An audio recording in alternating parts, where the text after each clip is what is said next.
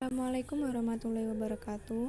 Perkenalkan, kami dari kelompok 9 Filsafat Pendidikan Dasar Islam dari kelas PGMIC.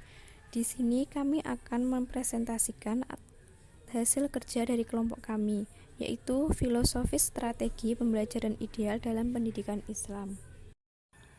Sebelumnya, saya ingin memperkenalkan anggota kelompok dari kami, yaitu yang pertama Eva Dwi Fatmawati dengan NIM 21206118. Yang kedua, Linda Dewi Nur Hasanah dengan NIM 21206122. Dan yang terakhir, saya sendiri Amanda Dwi Prameswari dengan NIM 21206110.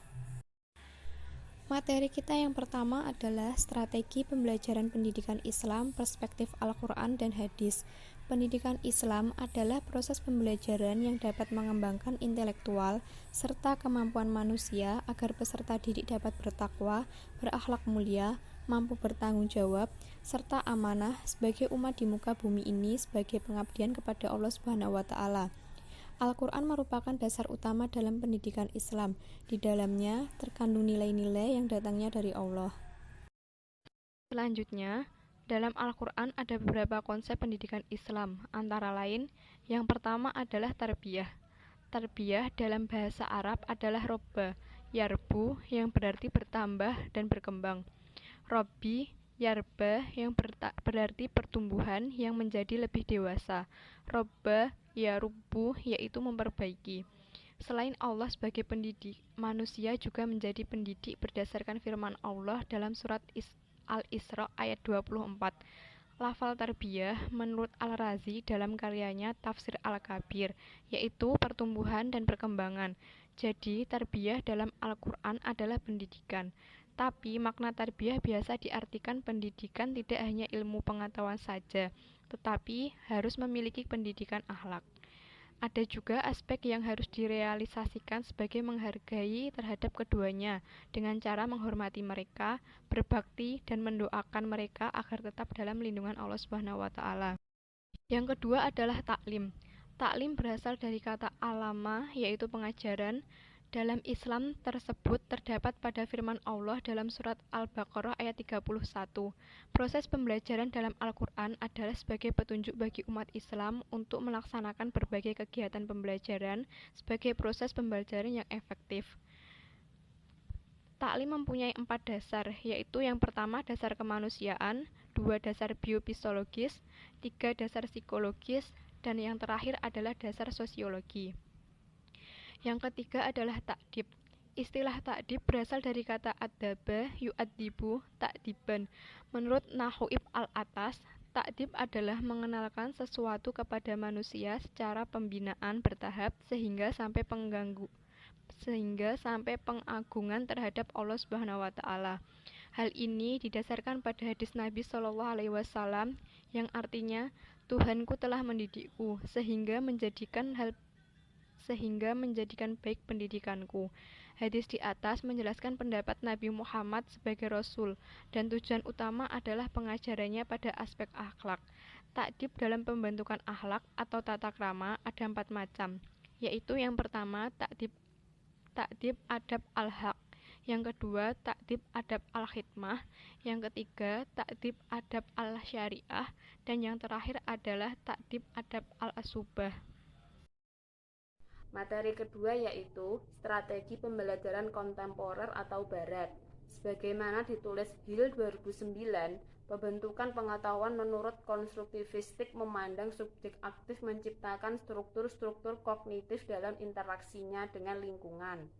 Dengan bantuan struktur kognitifnya ini, subjek menyusun pengertian realitasnya. Interaksi kognitif akan terjadi sejauh realitas tersebut disusun melalui struktur kognitif yang diciptakan oleh subjek itu sendiri.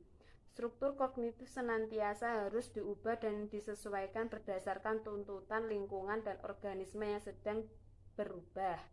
Proses penyesuaian diri terjadi secara terus-menerus melalui proses rekonstruksi. Teori belajar kontemporer adalah pembelajaran berdasarkan teori belajar konstruktivisme. Pembelajaran berfungsi membekali kemampuan siswa mengakses berbagai informasi yang dibutuhkan dalam belajar. Sesuai dengan prinsip belajar teori konstruktivisme, maka dalam pembelajarnya nampak ada pergeseran fungsi guru dan buku sumber sebagai sumber informasi. Guru lebih berfungsi membekali kemampuan siswa dalam menyeleksi informasi yang dibutuhkan. Contoh teori belajar kontemporer. Yang pertama adalah operant conditioning dari B.F. Skinner, yang kedua condition of learning dari Robert Gedney, yang ketiga information processing, yang keempat cognitive development dari Jean Piaget, yang terakhir adalah social learning dari Albert Bandura.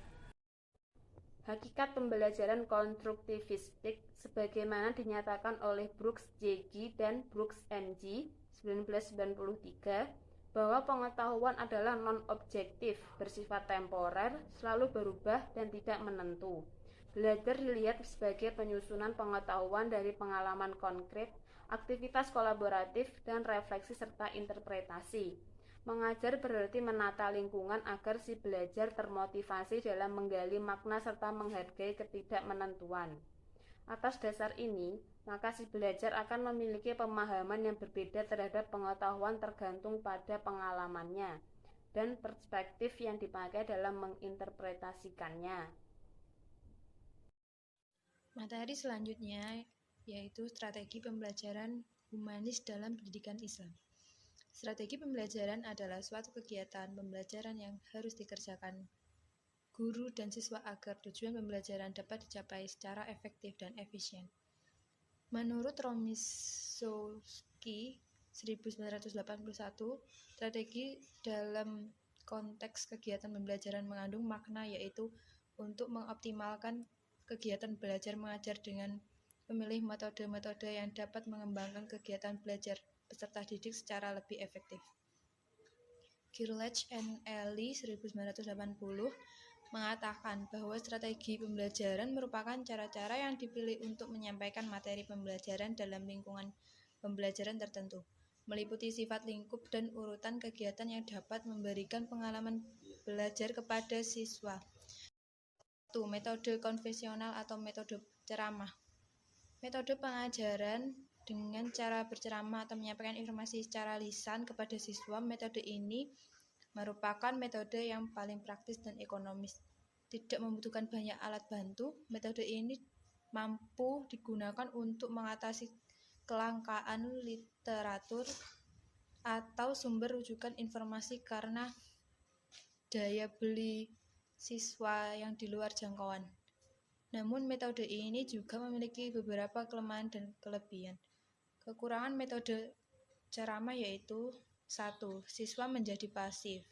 2. Proses pembelajaran membosankan dan siswa mengantuk. 3. Terdapat unsur paksaan untuk mendengar. Kelebihan dari metode ini juga ada antara lain 1. Mendorong siswa untuk menjadi lebih fokus, guru dapat mengendalikan kelas secara penuh, guru dapat menyampaikan pelajaran yang luas. Strategi yang dipilih untuk mencapai tujuan tersebut misalnya berikut. Siswa dimintai mengemukakan 4 bentuk diskusi yang pernah dilihatnya secara kelompok. Siswa diminta membaca 2 buah buku tentang bentuk-bentuk diskusi dari beberapa buku. Siswa diminta mendemonstrasikan cara-cara berdiskusi sesuai dengan bentuk yang dipelajari, sedangkan kelompok yang lain mengamati sambil mencatat kekurangan-kekurangannya. Untuk didiskusikan setelah demonstrasi selesai, siswa diharapkan mencatat hasil diskusi kelas. Sekian video pembelajaran dari kelompok kami. Jika ada kurang lebihnya, mohon dimaafkan. Wassalamualaikum warahmatullahi wabarakatuh.